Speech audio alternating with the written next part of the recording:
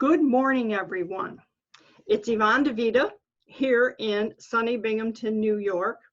And I say that facetiously because it's not sunny today, but it's really warm out. The snow is melting. There isn't a lot of ice. We have hopes. We have hopes for sun later in the day. And you know, hope springs eternal, everyone. It never goes away. Let me ask you ladies a question. Do you consider yourself unstoppable? You should be unstoppable, and you can be unstoppable. We're going to talk about the concept of unstoppable determination today because I want you to be unstoppable. This is Yvonne DiVita, Smart Women Conversations, and my special guest, Joanne Grobbelaar.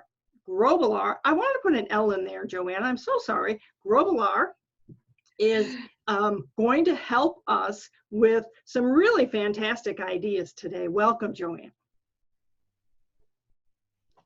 Thank you, Yvonne. I'm really excited to be here. And we were chatting, ladies and gentlemen, beforehand. So we're just all keyed up here because we were having a really good and fun time. And I thought, hey, we ought to get some of this on the show. So let me tell you a little bit more about Joanne. She is fascinating, just fascinating. She's a strategic business consultant, coach, and facilitator. She brings over 2 decades of business experience combined with an innate acumen. That one's one of the words I have trouble with, Joanne. Acumen. I even went online to make sure I said it correctly. Acumen of effective leadership skills. And that's the point, effective leadership skills to help high achieving business owners and senior executives build profitable businesses. This is delivered through her 4-step success system. Stop. Pause, think, now action.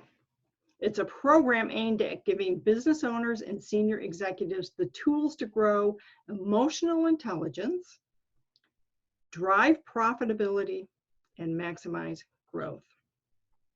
Joanne spent 20 years in the corporate sector, which is that a typo, Joanne? Because you don't look old enough to have spent 20 years in the corporate sector. Thank you. Working as a head of events for a live events company. That's fascinating. We'll talk about that maybe. Before being promoted to general manager. She was an account director for one of the world's largest airlines, where she was responsible for landing the business a 7-figure global deal. So awesome.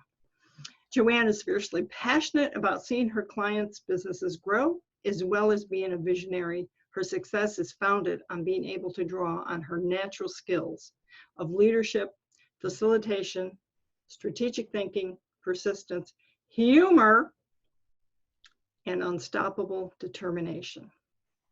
In 2019, she launched the All In podcast, interviewing business owners on their journey to success.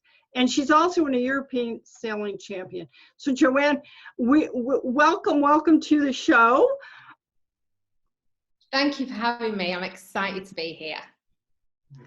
Listen to a sailing champion. So I have to tell you, before we get too much into the unstoppable, I mean, that's an unstoppable determination kind of a thing, isn't it? And the most I do in the out of doors is sit on the porch and drink tea.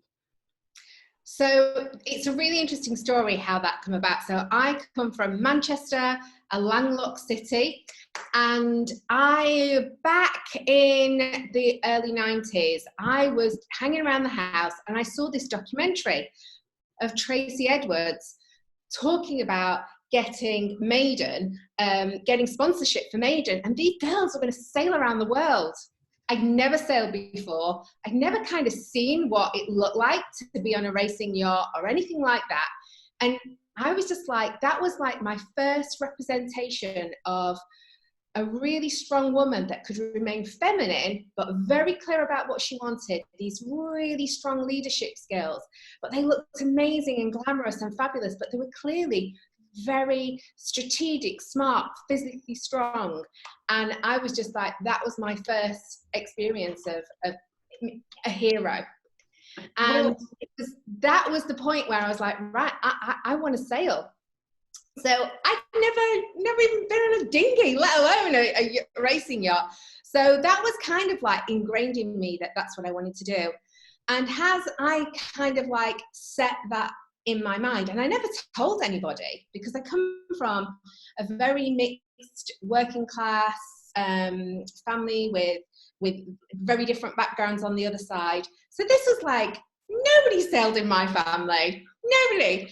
So literally I ended up going to Southampton Solent University, the home, literally at the time, like the home of the Around the World race. And I walked into that sailing club. This girl had never been on a boat. I was like, I want to join.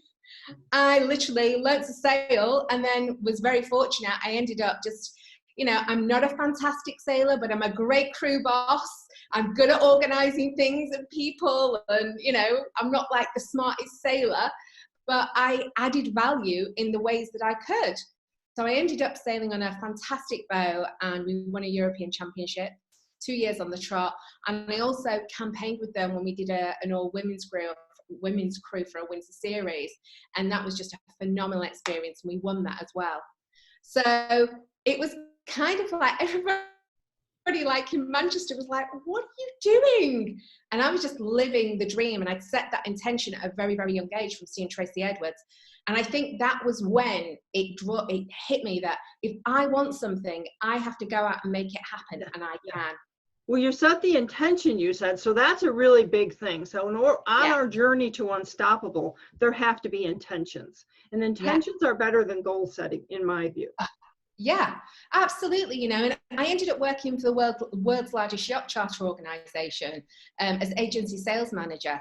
So I'm this kid from, you know, back streets of Manchester, ends up representing the world's largest yacht charter company as agency sales, head of agency sales. And it was just, you know, I was very clear that I wanted this lifestyle that was free, and I could choose to be there. And, you know, please don't get me wrong, I think there was something very special that happened around that time, that I was with these certain people, because, you know, Tracy Edwards talks about it in her book, in the documentary that was released last year, that celebrated Maiden when they got Maiden back, and they've refitted her out, and now she's off sailing around the world again. You know, it's a very, very male-dominated sport. So for me, this kid from back streets of Manchester ended up having a really great time doing something that she'd really set out to do, and taking the steps, you know, when you get the knockback, going, well, I've got to get back up. I've got to do this. I've got to be determined. I wanted to do this, so I've got to show up. Yeah, and so I love that this was not something that you had prepared yourself for, essentially. You didn't, you know, you decided to do it. I really love that, Joanne. I love that so much, because sometimes something falls in our lap. I do. I believe that the universe is saying to you sometimes, you know, here you are, I'm giving you this opportunity. Now, what are you going to do with it? So if it's a little scary or a little strange or a little whatever, you still need to say, hey, you know, I would like to do that, and so I'm going to do it. And it's not easy, but it's, what does it take, you think? I mean, what propelled you and convinced you that you could become this unstoppable force and achieve this, because you hadn't done it before? Yeah, I think one of the interesting things that happened was that I actually went for a job at the yacht charter company 4 years before I arrived there, and they knocked me back. They were like, oh, it was kind of almost, you're not quite our type. And I was like, okay, that's fine. So I went off to university, which was literally just down the road from there, and, you know, just did the work. And I think my unstoppable determination comes from, you know, I have my mum, who's sadly passed away now, you know, she had this, you get up and you go to work, you do the work to get to where you want to go. You show up. There is no, oh, I don't feel like it today. And I know that is definitely part of that unstoppableness in me. I had a very, very good female role model in my mum, in my grandmother, in my great grandmother, who was incredible. Her determination, having been left with 9 children at a very young age, Very difficult time, the early 1920s. Yeah. And she literally was entrepreneurial. She was smart. She would buy, she would sell. She was like this hub of this community. And, I believe that all those little bits that woman did as a result of, losing my great granddad at such a young age with all these children, really set in motion, the woman that I am today. And I definitely chose the bits that I wanted because I want to live forward and I want to experience everything life has to offer. I think that's really awesome. So let's talk a little bit about your program, because here you are.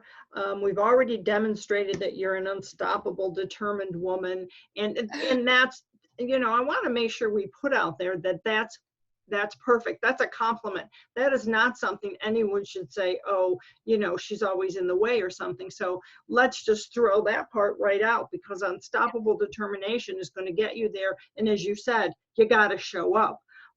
Tell us about your 4-step success process. Well, about 12 years ago, I was in an agency, and we were going through buyout after buyout, and I was getting kind of like further away from the people that I knew historically I'd always been able to have really good impact on teams and leadership.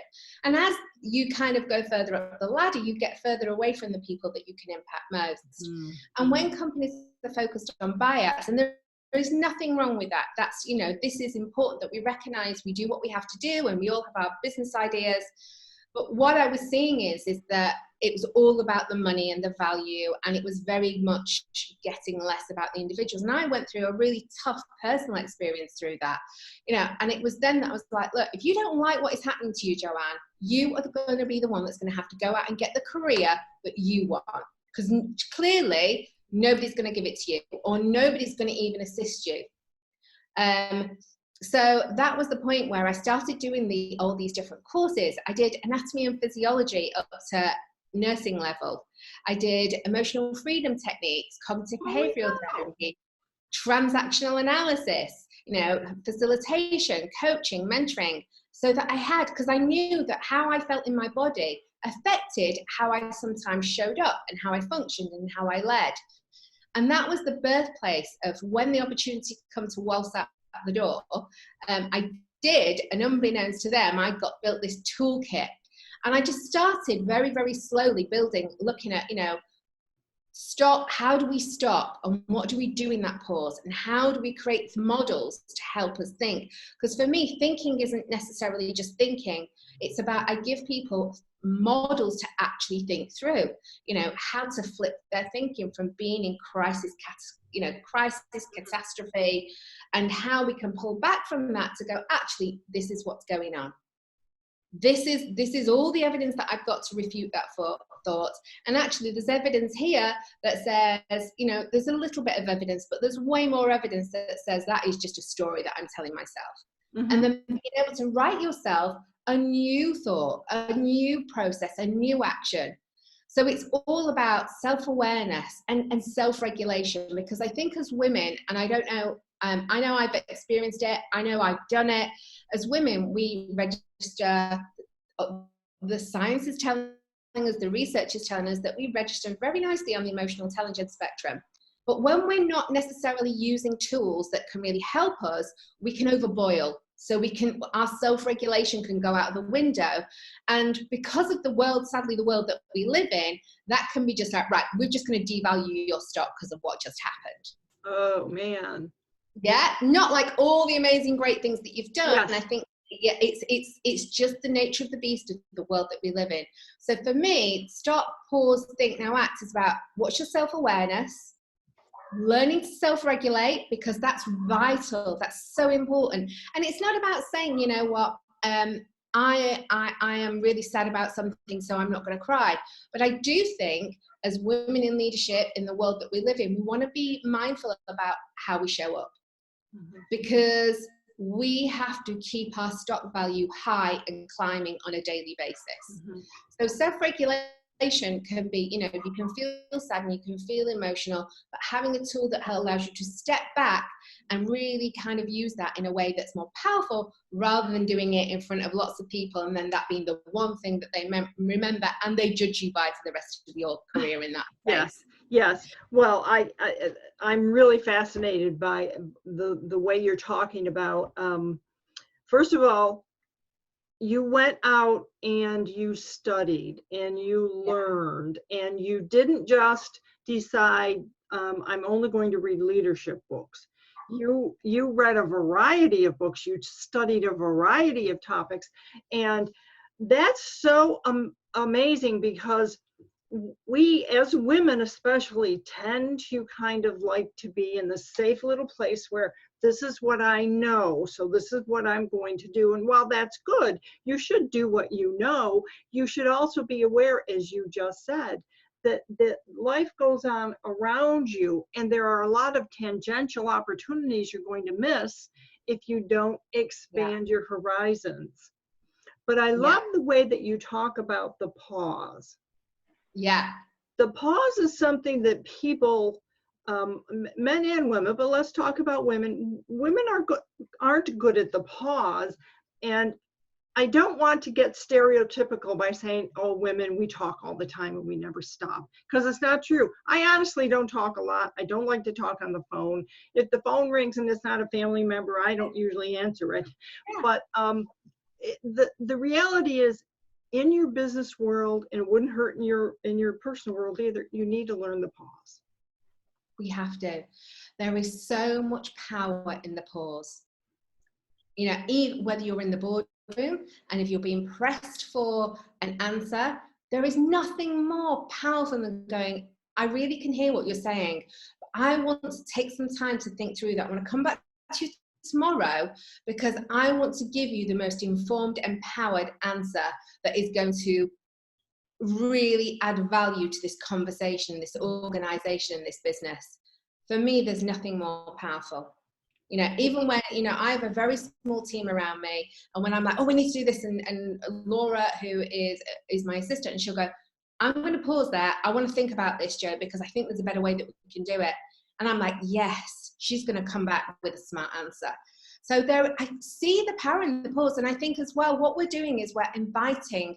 And if somebody pushes you for an answer, be consistent and step into the pause and say, hey, I hear what you're saying, but I want to be brilliant for you. And I want to be brilliant for me too. So that means I'm going to take some time to think about this and be strategic and smart, so that we're making good decisions quickly still, that may not have to be as unraveled further down the path if I make a decision today. Mm-hmm. I mean, I think also in speaking and presenting, and certainly at the TEDx presentations, the pause, it's okay for there to be silence. It's okay. We often get so nervous when we hear it, you know, suddenly you stop and no one asked a question, or no one said anything. And the reality is 5 seconds went by. It wasn't the 20 minutes that you're standing up there feeling like, breathe into it, right? I love it when, whether I'm in front of a client or I'm on the phone with a client, and they'll go, are you still listening to me? And I'm like, yeah, I'm just listening to you. Yes. Yes. I am listening to you. And they're like, oh, that's what listening sounds like. It's so important, and so many of us don't. I still struggle with it, but I'm learning to do it better, because I'm getting comfortable with the silence. So silence means they're listening, or they're thinking, or maybe I'm thinking. What's wrong with that? Yeah, exactly. And I think it's this whole story that, you know, we've been labeled as over communicators, which you know, as women, we are amazing, incredible women that have been given this kind of story of being problem solvers, haven't we? We're problem solvers, so sometimes we can step into that role of jumping in, and I'm all about 10 steps back, get right back. And it's about, one of the things I say a lot of time is allowing you to see bigger than you can currently see. Yes. You can then see around corners. And when you start using that language with your people, even with your family, with your husbands, with your partners, with your girlfriends, anybody, you're inviting them. You can't always get them there. You're inviting them to come into a different space to have a conversation. And our job is not to change people, not to change the way that we speak. Our job is to change the way that we respond to the way they communicate. And being strategic about the pause or the questioning or the thinking and inviting them to maybe come to a different place to communicate. So talk about the action part. The action part is about being very, very clear. And I always like people to have nothing more than really 2 big things on their plate at a time, Yvonne. Because I think any more than that, I think we think that we should have all these things. And people get very, very conflicted and confused about what is an objective and a goal and what are actually projects to get the objective and the goal there. And it's about separating, being very clear on the 2 things. And one of the things that I always say to people is, you have 2, maybe 3 of you're somebody who's very well versed in smashing your objectives, is when you do a task, tell me what task that relates to, what objective that relates to. Tell me what you've got in your hands. How does it relate to that objective? So you're start being very clear on what your actions are. And I think that's something as well, we can be context switching all the time, and that means that we're not focused and we're not really we're spinning our wheels a lot, and we're not getting as far as we want to. But when you get into the habit of creating the pause, I'm about to do this action, how does it contribute to the objective? Okay, maybe I shouldn't be doing that action. Maybe I should be delegating that action. Maybe we don't even need to do that action. Yeah. So it's about being very clear on what you do. And quite often, a lot of the people that I work with end up doing way, way less, which can be very uncomfortable for people in the beginning, actually achieving way, way more. So they're doing a lot more of the things that really work for them, their personal lives, their business lives, and their careers. And it's the ripple effect of then getting everybody else around them to know, let's be smart about how we do this. I think so, absolutely. So, I mean, you've worked with some big name companies. You're really out there. You were in the corporate world. You know, a lot of the women I work with, they were just, I take that back. They weren't just, they were contributing to a business as a front office manager or whatever it was, or they were a stay-at-home mom. So now they've decided, hey, I want to put on this entrepreneur hat. I want to take this hobby that I've got and I'm going to turn it into a business. It's the same. They have to do many of the same things, but they're less likely to recognize it because they've never really had to do it. Do you have a simple little advice for them on how to do that 4-step process? I think what it is, it's getting, we are actually launching a project around this because we have so many women who go, I can see you working with these women here, but I'm only over here yet. And so we're actually in the process of launching something Q3 this year. And what it is I think you need to put the time aside to get in a room for a day and look at what's going on. You need to really think about, and I always say, you know, for me, it's all about the methodology of emotional intelligence wrapped around the tangibles, the metrics that matter. And I think what you've got to do, first of all, is be very clear and honest. How much money do I need to earn from this business? Be really honest. You know, how much, you know, what bills do I have to contribute to? You know, how do I need to support and finance myself?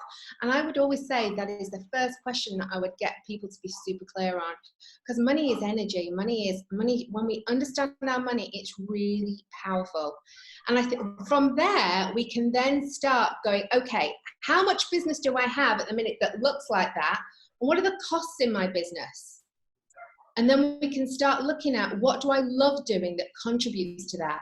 So is there a niche product that I have that I'm not seeing because I haven't recognized the numbers? Yes. I like people to really start recognizing the numbers. And then we wrap all the emotional intelligence stuff around that to support them to have different ways to think about, well, why is that money important to you? Is that money that you think you should earn? Is that money that you actually really need to earn to support yourself, your family? so that they can get really, really comfortable with it. Because I don't know about you, Yvonne, I see so many women have very uncomfortable relationships with money, Yes. with earning, Yes. with, Mm-hmm. you know, being really good with being very, you know, wealthy women. And then also be not taking on board the power of knowing your numbers. Mm-hmm. Mm-hmm. You know, I've seen numbers people, are scary. yeah, numbers are scary. So what we do is we do a whole thing of let's take all the scariness away. Mm-hmm. And by doing that, you know, I've worked with clients whose businesses have grown like 6 times over in 3 years, just because I'm like, well, what's your numbers? Well, I don't know. Well, if we don't know your numbers, we don't know where we're going. Well, they often don't know what numbers to look at. So Yeah. I do think that some of the women that I've talked with or met with at networking events, for instance, and you sit down and have a conversation with them, and they immediately begin to get nervous because you're talking about turning this thing they love into this thing that's going to be a lot of work. And I say to them, well, are you creating a business? You want to sell your product or your services? Then that's a business. So now we need to look at it as a business. Yeah. And another thing I think we need to get very comfortable. I do a lot around, you know, a lot of my work in the corporate world was around business development, relationship management, you know, being very socially aware about how to communicate, what motivated my clients, you know, being able to build this good back and forth that was created win-win situations. And I think as women as well, we have to, you know, there'll be people that will sell and you won't like that, but that doesn't mean to say you sell that way. You need to find a way to, and we just call it having a conversation. Yep. And we teach the whole method of this is what it looks like, and it's simply having a conversation. And you're going to fail. You're going to fail incredibly. And that's brilliant, because that is where you're going to go away. You know, just before we got on a call, I had a client message me and go, oh my God, I just did this workshop and there's 40 people. And I was like, right, what was the biggest takeaways? What's your biggest learnings? And it was like, bang, bang, bang. This is what I'm going to do differently next time. And these are all my leads. And this is what I'm going to do. So it's like just being good with the bits that don't go right and then using that to go, right, actually, is there some stuff in there that we want to put down because we don't really need it? Or is there some stuff in there that we need to tweak and play with and make something incredible? Yeah. So I think what we're saying and what I certainly, and I'm hearing you say, Joanne, is that this process you have and the learning and teaching women should be engaging in themselves will get them to a place where they are then comfortable with these things, and life will be easy, and this lifestyle business that they want to create will be the dream that they wanted it to be. I would say they will get very comfortable being uncomfortable. You don't come in the room to work with me to get comfortable. That is one of the things that I say, you know, if you and I know if I'm running a business, you know, there's some days you're going, what the heck? Yeah. You know, I don't think I've slept in my own bed for a whole month in 7 months. Holy cow. And I flew out. Holy cow. Sorry. Yeah. So I said to you, we had to move this session, and I've had to fly out to the Canary Islands, which is very beautiful, but I was pouty. I didn't want to come. I had to be uncomfortable. When I was getting out of my bed at 2:30 this morning to get on a flight, I was uncomfortable. But actually, that's the things that propel us forward. So I think we have to be, when we're running businesses, it's about being able to step in the arena and know that some days you're going to have to go. You know, one of my favorite things that I say on the regular is, I gladiate for you. I know it's not a verb, but I made it one. But I will gladiate for you on the days that you are so uncomfortable. I will step in and gladiate for you, so then you can gladiate for yourself, because we have to do that. Well, but I think what I'm hearing is wonderful, and I think you're absolutely right, because you need, especially when you're working with someone like yourself who is going to bring that talent, those leadership skills, the experience, and everything that you have, there's going to be some uncomfortable times. But what we want is we want them to get to a point where this business becomes the joy for them. It doesn't mean they're not still going to have some uncomfortable moments. It doesn't mean they're not still going to have some failures, but it should become a joy. Yeah. For me, there is nothing I love more than, well, I shouldn't really say this, nothing I love more than my business. It's the truth. It's the most joyous thing. And if you'd have said to me 12, 15 years ago, when I was kind of like, what is my purpose? I really want to be effective and really support people, and I feel like I can't. If you'd have told me that I would be here now doing this really joyous thing, it would have blown my mind. And I think it's about knowing that joy can be, I talk about joy. We were talking about joy, and this is a very kind of, I was explaining joy to a client, and I was talking about a very sad moment in my own life where my mum was really seriously ill, and she was terminally ill, and we were in this really, really hot room, and I was really holding it together but just deeply sad and so overcome with emotion. And the nurse came in and brought me this ice cold glass of water, and I remember putting my hands around it, and I was like, this is the joy in this really awful, deeply devastating, sad moment. It was just the coldness on my hands, and that just was like, oh, this is so joyful. It brought me that moment of joy. And that's how I explain it to clients. We're, as human beings, we're supposed to feel a whole range of emotions, and that's okay. And I think I think sometimes we forgot a bit of that, and we think it should just all be unicorns and lollipops. Right, we're sold a bill of goods. We're sold a bill of goods, but the key is for that unstoppable determination to show you that you might need to get help. You might need to call Joanne. You might need to, if you decide to write a book, you can call me. Yes. Whatever it is, you don't have to do it alone, because in those moments of being uncomfortable, it's nice to have somebody there. Yeah. And I think what's really important to add to that, Ivana, I've worked with my version of me now for 15 years. I have my version of me. She's retired, and I keep telling her, I need continuity. She's like, I'm retired.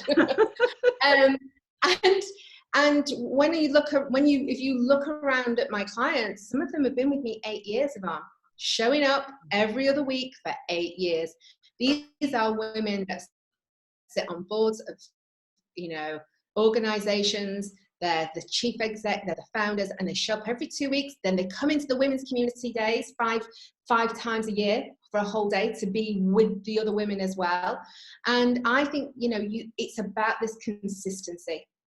I don't like 90-day programs. I don't like, let's do this in 90 days. Yeah, 90 days is a good window to achieve things, but to learn a whole new skill, or to refine your skills, create different neurological connections that support you to really go in the direction that you choose, takes time.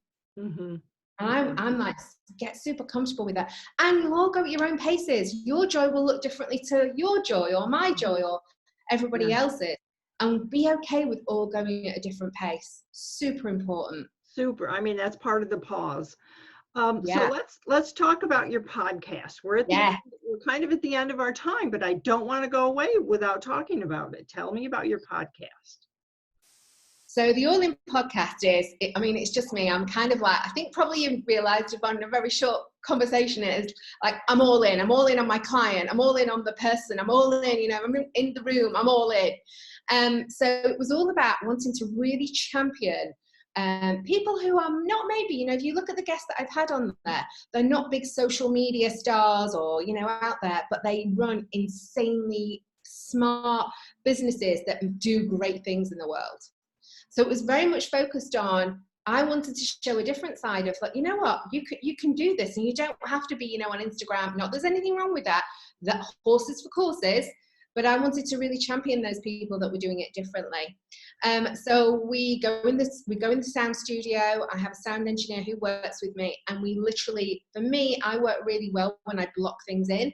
So I'll interview 6 people in a block, back to back to back to back to back. There is a lot of preparation goes into it, but the feedback has been, it is one of the most powerful things for people to kind of really understand what you do as an individual, and to be able to champion other individuals and support them on their course and their journey. There's nothing greater. Exactly. Well, listen, Joanne, we are going to share your podcast and the links to everything that you do online in our blog post. And it's been a pleasure having you on Smart Women Conversations. I just love your process. I love the unstoppable determination. It's apparent in the way you speak and the beautiful smile you have. And we shall do this again perhaps in a few months. Oh my goodness, yes. It will be so much fun. So in the meantime, this is Yvonne DiVita, Smart Women Conversations, and we'll see you all next week. Bye-bye. Bye.